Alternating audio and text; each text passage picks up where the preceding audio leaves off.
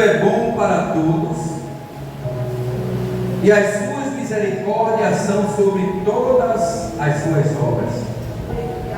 Todas as tuas obras te louvarão, ó Senhor, e os teus santos te bendirão.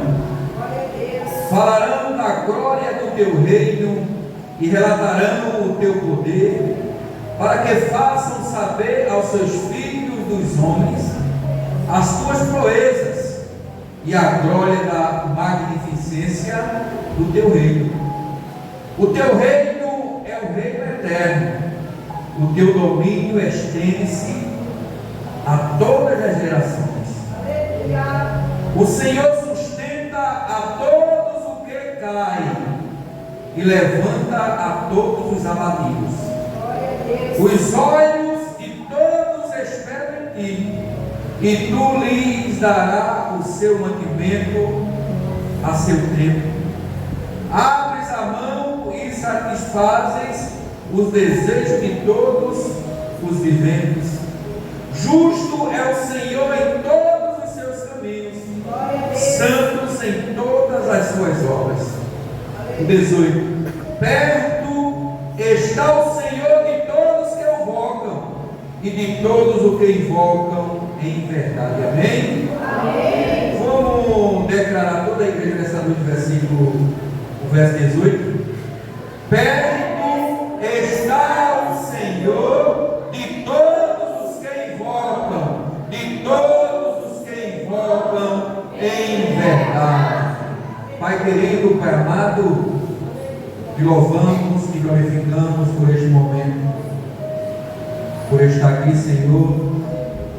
Esta lembrança, o qual o Senhor falou especificamente tratando com as famílias. E nesse tratamento, nessa inclusão, eu estou no meio, Senhor. Eu estou no meio como as crianças falaram nesta noite. Josué, eu e minha casa servimos ao Senhor. Servir com alegria, servir em verdade, servir, Senhor, com desejo de estar na tua presença.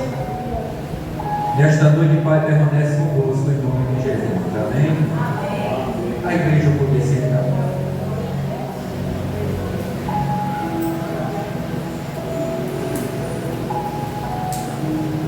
O verso 18 e o verso 14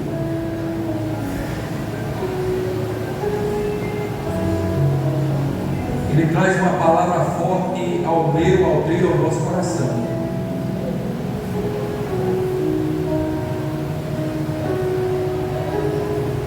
Tem um dito popular que muitos conhecem, que não está escrito no livro da palavra do Senhor, que diz assim: o cair é do homem, o levantar é de Deus. Não é versículo, não é texto bíblico. Mas essa falácia, ou alguém pronuncia por conta desse verso 14 do Salmo 145. O Senhor sustenta todos os que caem e levanta a todos os abatidos. Quem caiu abatido é porque foi ferido. Quem caiu abatido foi porque foi tocado.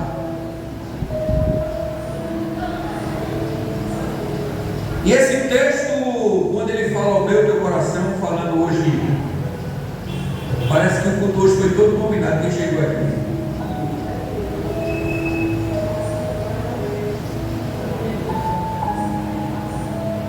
O texto lá em Tiago,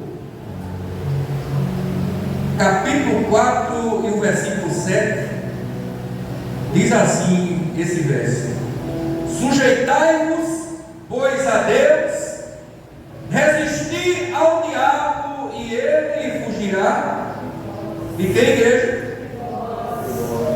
Ele fugirá de quem? Ele fugirá de nós.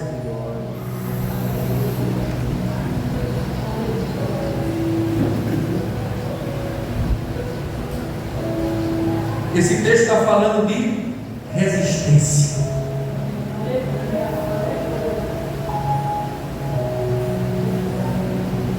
Obrigado. Essa semana eu estava dizendo à minha esposa, eu falava da irmã Kelly, eu dizia a ela, alguma coisa está errada, está acontecendo com a irmã Kelly. Foi assim ou não? Se tem alguma coisa errada para não estar na casa do Senhor, tem alguma coisa.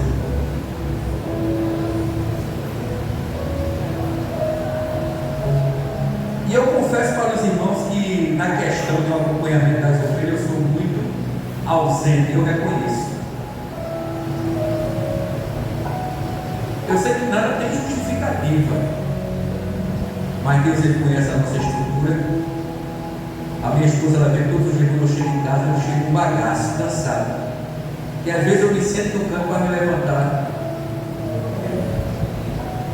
Ontem eu trabalhei, eu disse, olha, hoje eu passei o dia sentado lá cansado, estou com uma canseira tão grande que a idade chegou, né? Depois passou dos 50.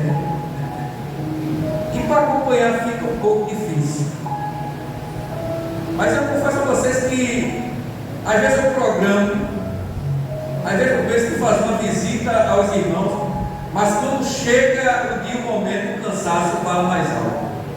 Isso aí eu vou ser embora, eu vou ser verdadeiro. E não dá outra chegada. E quando fala de família, projeto de Deus, a palavra diz que o reino dos céus é tomado à força. Eu quero te dizer que não vai ser visita de pastor, não vai ser visita de amigo, não vai ser visita de irmão, não vai ser palavras bonitas que vai confortar o teu ego de esperança, mas quem vai te levantar, te renovar, é se você quiser tomar força, aleluia, a caminhada na presença de Deus. Eu estou trazendo por mim, pela minha vida, que para mim foi tomada a força. Tudo que é mais difícil parece que é mais prazeroso para se conquistar, sim ou não? Eu tenho que sempre errar. Quem mora mais distante da igreja são os primeiros a chegar. Os que moram mais próximos dizem assim, não, eu saio no momento, na hora eu vou chegar, não. O senhor chega atrasado, sim ou não? Eu digo porque eu tenho um trabalhador que ele está na Nazaré, chega primeiro de todo mundo. Mas o salmista Davi, ele diz que o Senhor sustenta os que caem.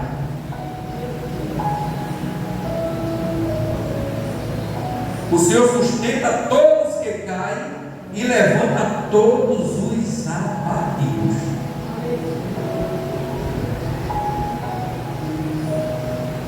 Às vezes a gente começa a olhar para alguém e às vezes pensa que a nossa situação é difícil, mas se você escutar alguém que está ao seu lado, você vai chorar mais porque a situação dele está pior do que a sua. Eu estou falando aqui porque Deus sabe também a minha situação. Como foi falado nessa noite, aleluia, nem fala a respeito de compromisso. Tem dias que eu chego em casa, que o cansaço quer falar mais alto, a força quer falar mais do que a vontade de chegar, mas quem prevalece é a vontade de chegar aqui. Eu venho pela misericórdia da chego, mas quando eu chego aqui, eu sou renovado pela presença do Espírito Santo de Deus. Aqui não é apenas um lugar para alcançar tua salvação, mas aqui é mais uma extensão de renovação para a tua vida. Aleluia, glória a Deus. Porque a gente, quando se desloca para o nosso lugar, deve estar abatido, oprimido, cabisbaixo, abatido, como diz a palavra, mas quando chega aqui, escuta um louvor, escuta um testemunho, escuta uma palavra e vai se renovando. É como aquela fogueira que se está apagando e agora começa a colocar novamente o combustível mais dentro e o fogo começa a acender, você começa a ser renovado, aleluia.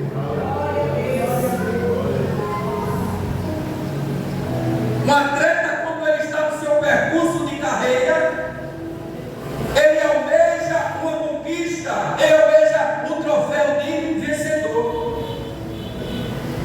Mas para ele conquistar aquele troféu de vencedor é fácil? Não. A carreira tem vários obstáculos na sua frente, mas todos os obstáculos têm que ser o quê? Superado. A salvação também vai haver vários e vários obstáculos nesta caminhada, nesse percurso que eu e você tem caminhado, mas temos que superar para chegar, aleluia, na fase final e declarar que é vencedor. Você já viu um atleta percorrer aquele percurso todinho, aquela carreira, sem ele tomar um copo com água? Já viu? Ele vai se suportar, aguentar até o final sem beber água? Da mesma forma é o crente. Se o crente não tiver mais sede da presença, da busca de Deus, aleluia, ele perdeu a motivação, ele perdeu a expectativa de chegar até o final. Ele perdeu a motivação de ser um vencedor.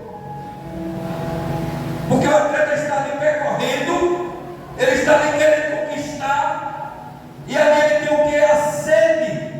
Ele quer beber água e ele ali começa a beber água para chegar no seu propósito.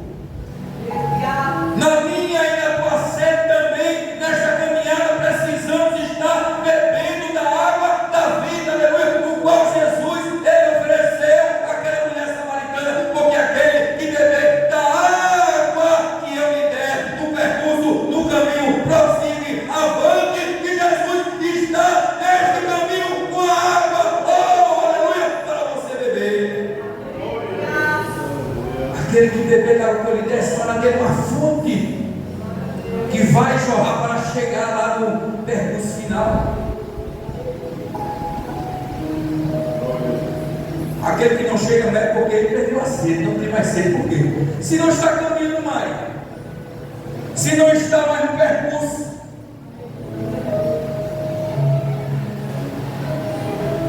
E o que eu acho interessante é que não bebe água.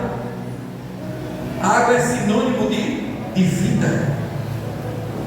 Você, quando bebe água, ele lubrifica todo o seu corpo,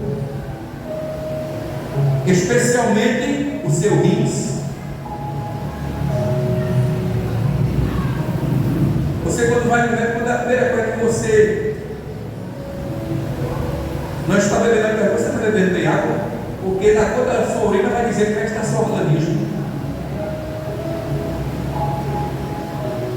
E aquele que não tem mais sede de beber água é porque saiu do percurso, do propósito de chegar, aleluia, o caminho que o Senhor preparou, o qual o troféu é a vida eterna, igreja. Por isso que Tiago está dizendo 4:7. Ele está falando de resistência. Resistência é buscar força aonde não tem. Resistência é quando você chega no seu limite e diz que não tem mais força, que não vai chegar, e você começa a buscar, procurar, aleluia. Aí nesse caminho você vai ver que não está correndo, percorrendo só, aleluia. Assim como naquela corrida que tem várias pessoas dando um suporte para que tome água na caminhada, Jesus Cristo ele está dando suporte no caminho também, dizendo: filho, continue bebendo água para chegar no seu determinado lugar, aleluia. Água da vida.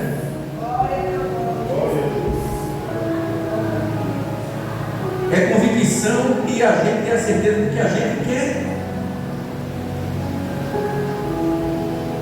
Quando falou aqui de família, as crianças é os nossos espelhos. Se você agora tem a oportunidade de estar com seus filhos, com seu neto, caminhando para a casa do Senhor, saiba que ele vai estar sendo instruído e ele vai ter sempre sede de estar na casa do Senhor. Mas se você não excluir ele, colocar a casa do Senhor como prioridade de busca, e se priorizar ele para a festa, para outro lugar, para a diversão, para lazer, ele nunca vai querer priorizar esta água que está na casa do Senhor. Aí foi que a minha esposa falou que a irmã postou. A gente não vai hoje não, porque chegou da piscina, está muito cansado. Aí onde está a nossa prioridade?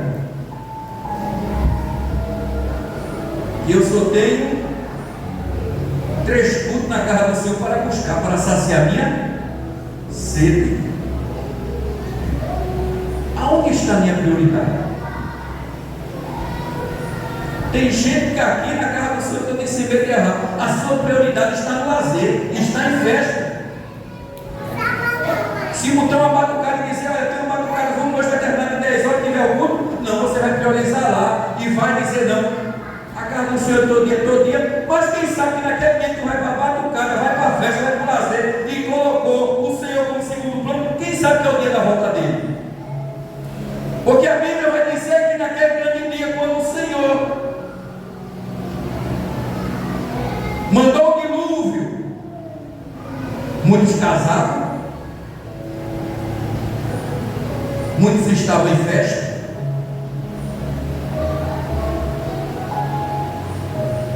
O Senhor chegou e pegou de surpresa. Sodoma e Gomorra não foi da mesma forma. A geração que estão vivendo hoje é uma geração mais perversa, mais abominável, mais suja do que Sodoma e Gomorra. Porque Sodoma e Gomorra foi o início de tudo. Tudo que começou distorcido, a história de Deus começou lá em Sodoma e Gomorra. E nos dias de hoje está aperfeiçoado. Aí você vê que está normal, como banalizou o homem, mulher. O homem está dizendo que está tendo mais prazer de estar com o homem, a mulher está dizendo que está tendo mais prazer de estar com mulher. Distorceu as verdades de Deus. Mas o Senhor, ele diz, olha, o Senhor sustenta todos que caem e levanta todos que estão abatidos. Os olhos do Senhor esperam em ti e lhes dará o seu mantimento a seu tempo. Ao 18 diz, perto está o Senhor de todos que invocam, e todos que invocam em verdade. Meu irmão Betânia, a gente conhece uma pessoa que a pessoa anda normal, fala normal, mas quando vem a casa do Senhor, diz assim, até a voz muda. Hoje eu estou doente, está falando doente mesmo. Eu disse, Senhor, cuidado que o Senhor está escutando, vai mandar um espírito de enfermidade para a tua vida, tu mais não vai dizer que está doente, dizendo que está sem estar.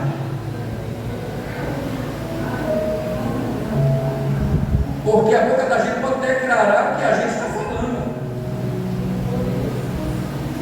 Se eu estou doente, eu vou estar declarando que eu estou com saúde.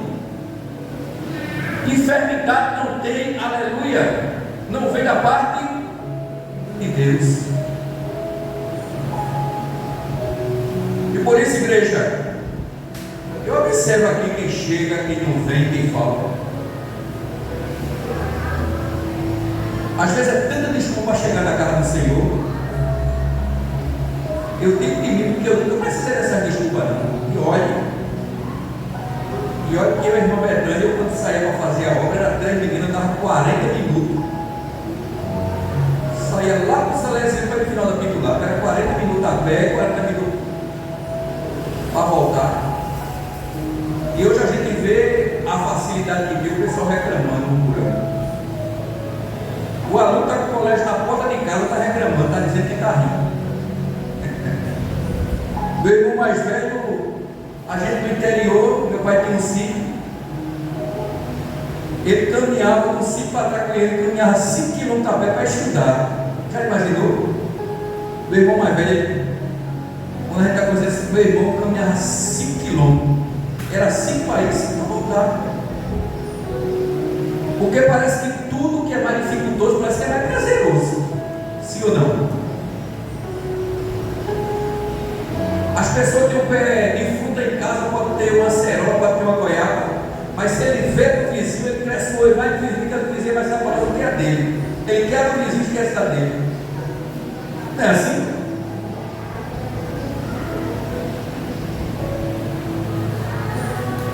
Aquele texto que foi lido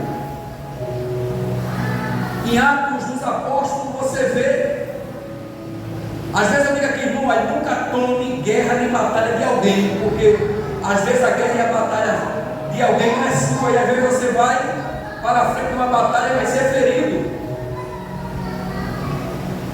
Mas Paulo e Silas foi escolhido por Deus para entrar numa batalha, numa peleja, para a busca de uma libertação e uma salvação de uma família.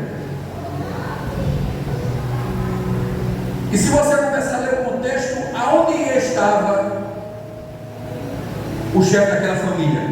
Era quem o chefe? Qual era a sua profissão? Carcereiro. Ele vivia dentro de uma prisão. Ele vivia num lugar onde não tinha esperança, onde não tinha paz, onde todos eram oprimidos, abatidos. Mas Deus escolheu dois para que pagassem o preço, para que através da vida deles dois, uma família fosse resgatada, fosse liberta, fosse salva, fosse transformada. Aleluia, glória a Deus. E não é diferente com as famílias, às vezes, Deus separa, escolhe alguém para pagar um preço, para que alguém dentro dessa família seja resgatado, liberto e salvo. Pagar um alto preço. Você vê que quando aqueles dois homens estavam dentro daquela prisão e o carcereiro viu tudo aquilo e disse: o que é que eu devo fazer? Ele disse: e agora? Como é que vai mudar essa situação? Paulo e Silas falou que Pedro na Porta Formosa falou: não tenho prata, não tenho ouro. Ele quis dizer: olha, eu não tenho a solução, não tenho a resposta. Eu não tenho prata, eu não tenho ouro, mas o que eu recebi de graça eu vos dou. Em nome de Jesus Cristo, o Nazareno, levanta-te e anda. Oh, aleluia. É tempo de se levantar, igreja. É tempo de andar, igreja. É tempo de caminhar, igreja. É tempo de prosseguir, igreja. É tempo de avançar no caminho que o Senhor preparou, aleluia, para o seu povo. Oh, glória a Deus. Levanta.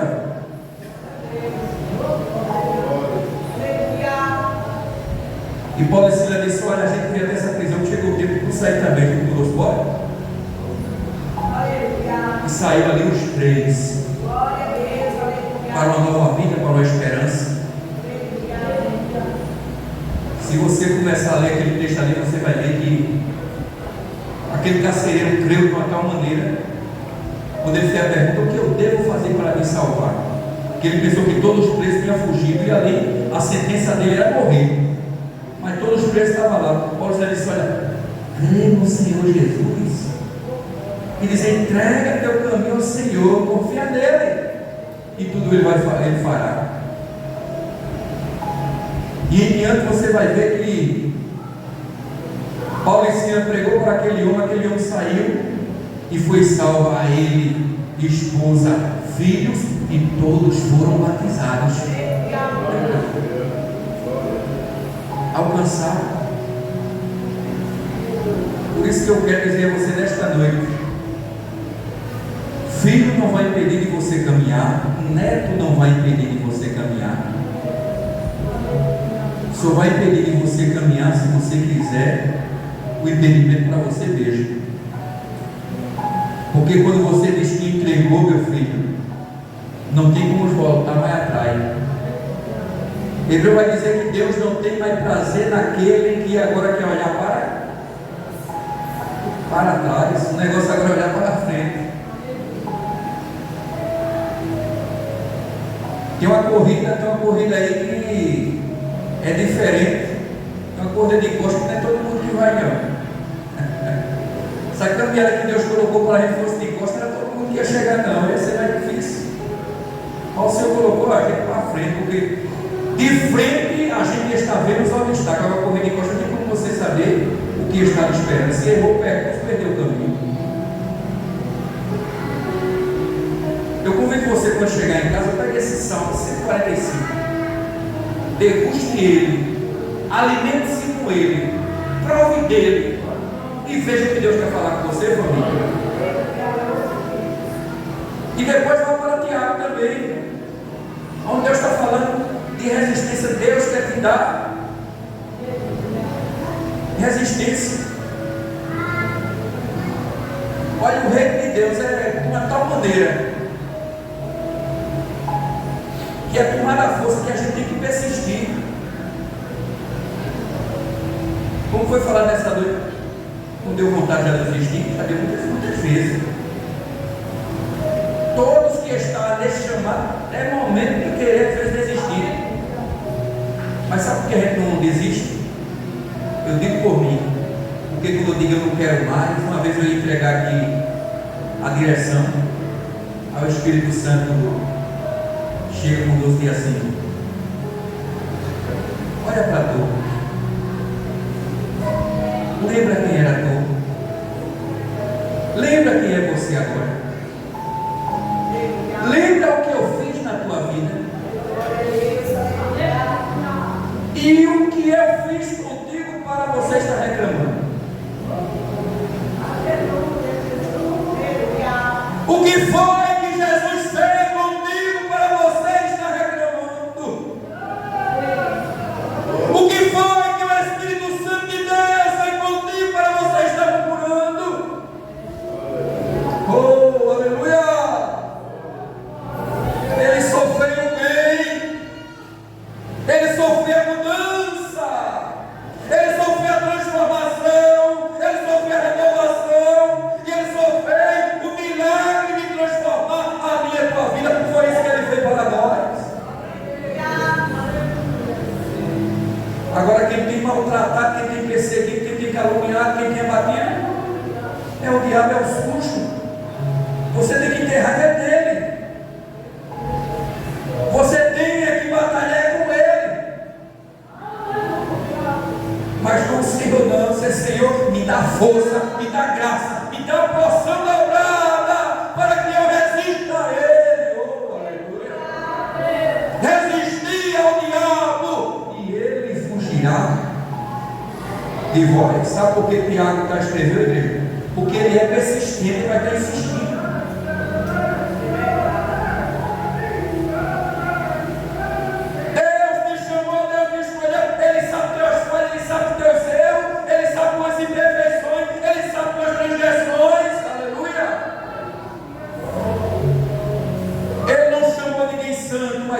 A todos para santificar. Aleluia. Santificar quer dizer mudança, transformação, libertação. Aleluia. E quando a gente reconhece tudo isso, a gente vai ver o operar e o trabalhar de Deus na minha, na tua e na nossa vida, amém, igreja? Amém. Ele cumprirá o desejo dos que o temem, ouvirá o seu clamor e os salvará. Perto está o Senhor de todos que invocam em verdade. Na verdade Deus trabalha, na verdade Deus opera, na verdade Deus age, na verdade Deus dá vitória. Amém? Tudo que você for fazer, não pense. O pastor não viu, a igreja não viu. Não vá fazer sabendo que Deus está vendo. Foi o que Deus chegou para Adão e disse: Adão, agora tu está aí, Adão. Deus viu Adão lá escondidinho. Mas Deus precisava ouvir a declaração dele: olha eu aqui, Senhor. Deus nos ajude, que Deus nos fortaleça, e que o Espírito Santo de Deus, que é o meu, o teu, que o nosso ajudador continue nos ajudando.